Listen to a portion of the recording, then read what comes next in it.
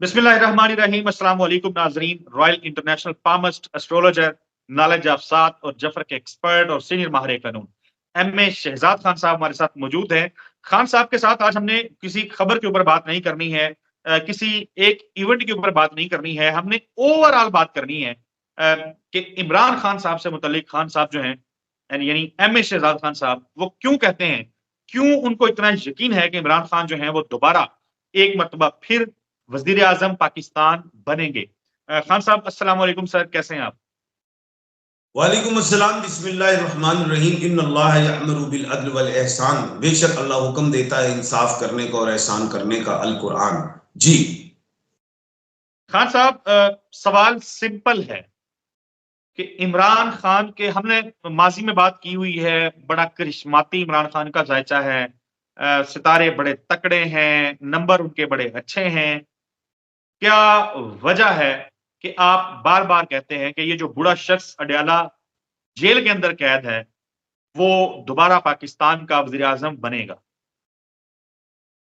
देखिए, इसमें जो पहली बात यह है, मैं एक बात बताता चलूं कि खान साहब, जब इमरान खान साहब, तो अभी तो अडियाला यूनिवर्सिटी में आप जेल कह रहे हैं तो मुझे बुरा लगता है, कोई भी कहे तो मैं तो कहता हूं कि वो पीएचडी की डिग्री लेने गए हुए हैं और वो मेरे कोई मुर्शद और ये लीडर नहीं है, वो इकबाल का शाहीन है। वो मैंने बार बार बताया है, वो मशरिक का सूरज है और मैं इसीलिए उस खान को बड़ा लाइक करता हूँ जाती हवाले से।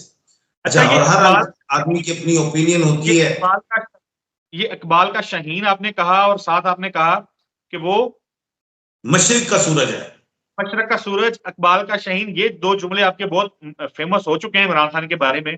और एक तीसरा भी आप कहा करते हैं कि इमरान खान मजार पे बैठा हुआ कोई कबूतर नहीं है।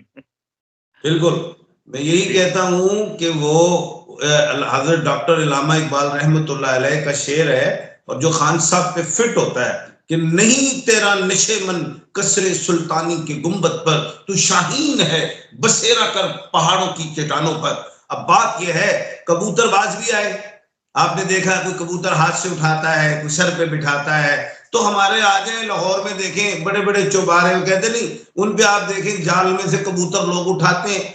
उन कबूतरबाज और शाहीन की परवाज में फर्क है, इनकी सोच में फर्क है, इनके किरदार और काम में फर्क है। वो तो नजर आ गया है, दुनिया जानती है। चले खैर, मैं कहीं और चला गया तो खैर समझने वाले समझ लें। जी, क्यों वजीर आजम बनेंगे इमरान खान दोबारा, क्यों कहते हैं आप ऐसे? वाई? बात यह है कि जब खान साहब पैदा हुए थे तो उनके जायचे में दो राजयोग बैठे थे। अब जिस शख्स के जायचे में राजयोग हो तो वो अगर पुराने जमाने में जाए तो राजा महाराजा बनेगा। हम तो 21वीं सदी में, यहाँ पे बादशाहत है, सदारत है, वजारत उज़्मा है, ये चीजें हैं। तो जो जिस मुल्क का है उसने अगर आना, हमारे मुल्क में अब जो पावर है वो तो वजारत उज़्मा में है और सदारत में नहीं, वो तो स्टैंप है। एक कमजोर से होते हैं हमारे सदर, जैसे हमारी कमजोर सी जमहूरियत है, नाम के हवाले से जमहूरियत है और नाम के हवाले से ही सदारत है। लेकिन खैर, वजारत उज़्मा की बात हो रही है तो मैंने बेशुमार दफा कहा था कि मैं बांग्लादेश भी गया और मैंने बेशुमार दफा पेशन गोई की कि हसीना वाजिद साहिबा मोहतरमा बेशुमार वो अपनी एंडिंग एज तक वजीर आजम रहेंगी, चाहे वो जोर से जबर से वो हुकूमत लें, मैंडेट चोरी करें, जैसे भी। तो उनके जायचे में 4-5 राजयोग थे। अब ये नरेंद्र मोदी जो है, इनके जायचे में भी 2-3 राजयोग है। जो मैं हिंदुस्तान गया, मैंने कहा ये बन जाएंगे प्रधानमंत्री पहली दफा, फिर ये दूसरी दफा भी बन गए, आज मैं कहता हूँ ये तीसरी दफा भी बन जाएंगे। बताऊंगा मैं, आगे आगे एक प्रोग्राम करेंगे आप मुझसे। अच्छा, अब जो इमरान खान साहब हैं, इनके जायजे में 2 राजयोग है। 2 राजयोग की हुकूमत इन्होंने पूरी कर ली है कप्तान में, 10 साल गुजार गए। अभी एक दफा ये वजारत उज़्मा रही, चली गई। हमारे मुल्क में अलमिया है, ये रहा है कि 1947 से आज तक जमहूरियत में वजारत उज़्मा कायम नहीं रही 5 साल। उसी की लड़ाई है हमारे मुल्क में, मुकन्ना अदलिया और इंतजामिया की लड़ाई रही कोई। अब हालांकि इसके बना हुआ है कि जी एक सेट है कि जी पार्लियामेंट ऊपर है, अदलिया है, उसके बाद जो है इंतजामिया सबके अंडर है। लेकिन हमारे मुल्क में इंतजामिया और पार्लियामेंट का गठजोड़ होता है, जिससे हमारा दस्तूर, जिससे हमारा आइन, जिससे हमारी अदालतें कमजोर हो जाती हैं। चले खैर, लेकिन जो अब हम पेशन गोई की तरफ जा रहे हैं, उनके हाथ में माउंट ऑफ जुपिटर में इमरान अहमद खान के यहाँ पे राजा लूप है, जायचे में 2 राजयोग हैं, और उसके अलावा अब जो टाइम चल रहा है उस टाइम में ये याद रखिएगा, कमिंग ईयर में जो सूरज ग्रहण और चांद ग्रहण वो मशरिक से है, और वो जो मशरिक का सूरज हो और चांद ग्रहण होगा वो मशरिक को फायदा देगा। और मशरिक में वो लोग जो लोग अपने अपने लीडरान को चाहते हैं वो आएंगे, और इस साल में जो 2024 में 2 नंबर लीडर्स होंगे जिसको आवाम नहीं चाहती होगी। इसी वजह से मैंने कहा था कि पिछले साल का जो अक्टूबर में जो चांद ग्रहण और सूरज ग्रहण हुआ, और उसी महीने में राहु और केतु का ट्रांजिट हुआ, जिसकी वजह से 2024 जो खुद 8 में है, पूरी दुनिया में जंगें भी होंगी, सिविल वार्स भी होंगी, महंगाई भी होगी, जल्जले तूफान होंगे, और जिसकी वजह से मैंने कहा था कि लोगों के मैंडेट भी चोरी होंगे। ये खाली मेरे मुल्क में नहीं, ये पूरी दुनिया में होगा। जी राइट। इमरान खान का जो राजयोग उनके यहाँ 2 हैं और राजा लूप है, that's why royal international palmist M A. Shahzad Khan ये कहने पे मजबूर होते हैं कि वो दोबारा वज़ीर आज़म बनेंगे। और एक आज और पेशन गोई शायद पहले भी की हो, वो डोनाल्ड जे ट्रंप के मेहमान होंगे व्हाइट हाउस में। जी जी, ये पेशगी तो आप कर रहे हैं बार बार। एनीवेज खान साहब, बहुत शुक्रिया, आपने बड़े तफसील के साथ मेरे सवाल का जवाब दिया। अब मैं लोगों के सवालात की तरफ बढ़ता हूँ। सबसे पहले तो ख्वाजा पाशा साहब हैं, उन्होंने सवाल कोई नहीं किया हुआ, उन्होंने तजवीज दी हुई है। वो कहते हैं कि एम.ए. शहजाद खान साहब को हमारा पैगाम दें कि जनाब मूछें जो है ना इनको छोटा करवाएं। तो ये बता दें, मूछें इतनी बड़ी क्यों रखी हुई हैं आपने? वो इसलिए रखी है कि जो शेर कहलाते हैं अपने आप को वो मूछे रख लें, क्योंकि बगैर मूछ वाला शेर नहीं होता, और अगर जब बिल्ली मियाऊं करे उसकी मूछे बड़ी हो जाए तो तब आवाज से भी वो शेर नहीं होता। ओके, सो जवाब मिल गया होगा पाशा साहब को। इस्माइल मोहम्मद इस्माइल वो कहते हैं कि मेरा नाम मोहम्मद इस्माइल है, मैं 5 जुलाई 1995 डेट ऑफ बर्थ है। मेरी लाइफ के बारे में बता दें कि कौन सा कारोबार करूं। इस्माइल साहब, आप लाइफ स्टॉक, जानवर वगैरह होते हैं, इसमें आप काम कर सकते हैं, ज़राअत में काम कर सकते हैं। ये दी बेस्ट आपके लिए प्रोफेशन है, इसमें तरक्की और कामयाबी मिलेगी।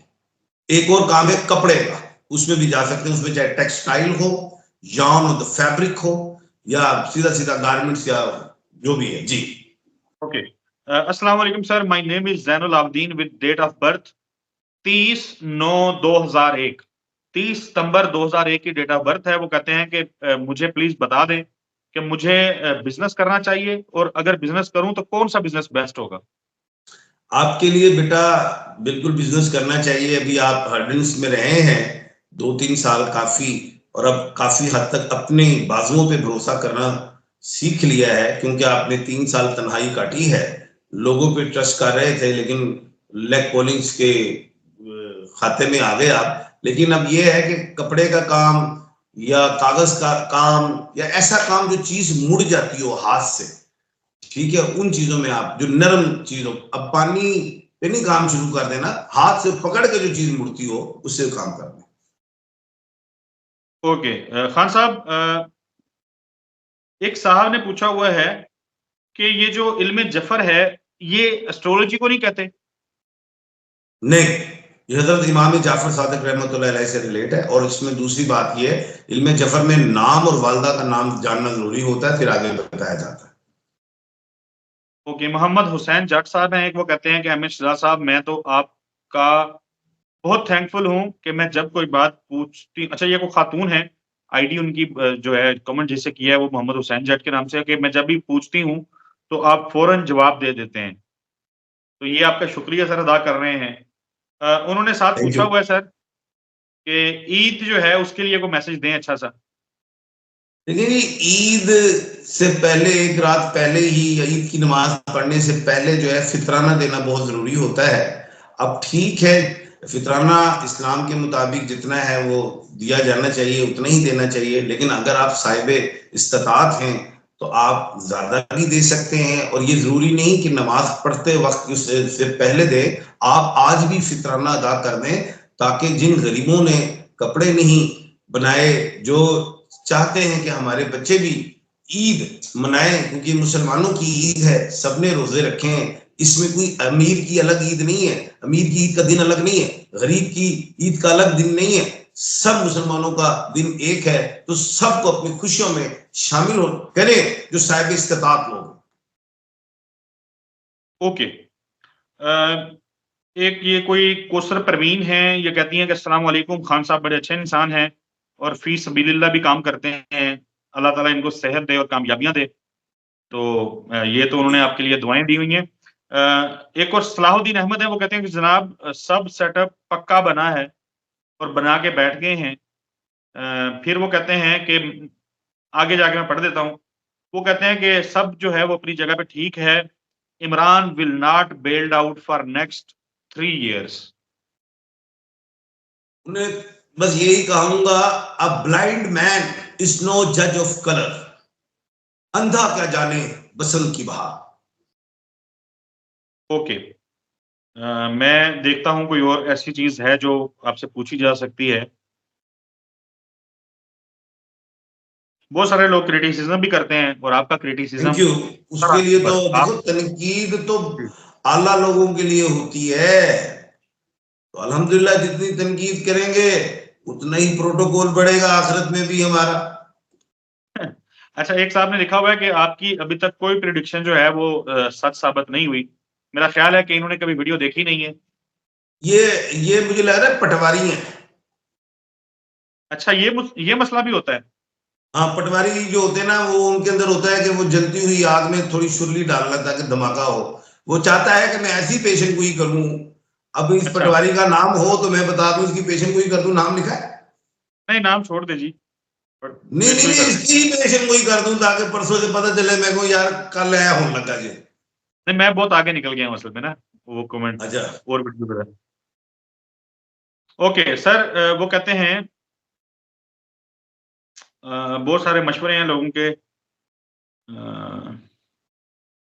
एक साहब ने लिखा है कि चांद गिरन कब होगा, हमें कोई इसका कंसर्न नहीं है। ये बताएं कि गद्दार जो हैं वो मारे जाएंगे या जेलों में जाएंगे। चाहे नेक इंसान हो, बद इंसान हो, चाहे मुल्क का सियासतदान हो, मुल्क का चपरासी हो, कोई स्वीपर हो, सभी मारे जाएंगे और फैसला आखिरत में ही होना है, जिस पे यकीन कुछ लोगों को नहीं है, इसलिए वो चोर भी हैं, गद्दार भी हैं।